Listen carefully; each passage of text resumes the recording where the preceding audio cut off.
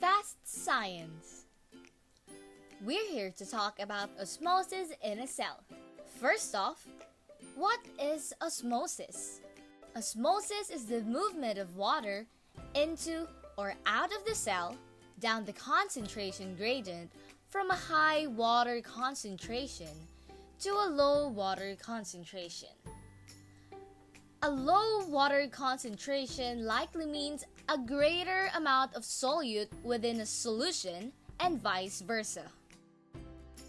Solutes are substances like sugar or salt that can be dissolved within a solvent like water. The water molecules cross a partially permeable membrane, unless we bring another variable like pressure. Water will generally have a net movement to the area of a higher solute concentration. Vocabulary time! Let's learn about the words hypertonic and hypotonic.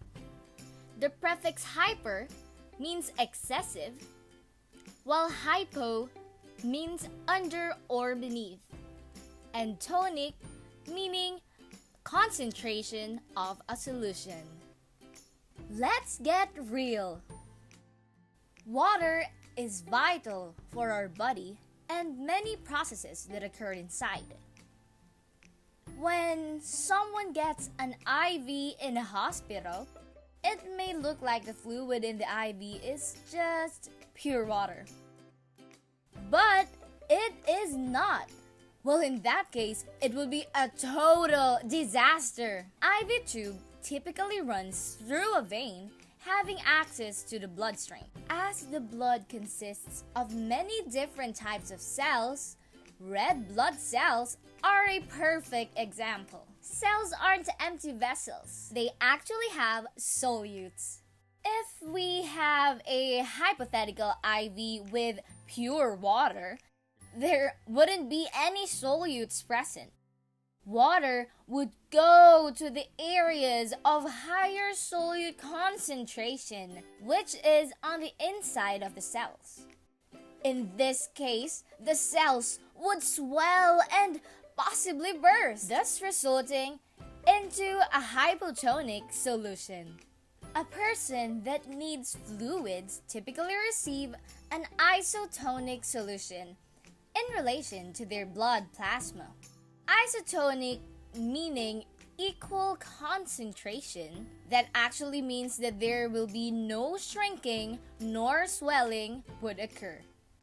In other cases, a solution having an excessive amount of solute within it would result into a hypertonic solutions. This type of solutions are very cautiously and most likely to be given in the ICU due to quickly arising side effects of pulmonary edema or fluid overload. In addition, it is preferred to give hypertonic solutions via a central line due to the hypertonic solution being vesicant on the veins and the risk of infiltration.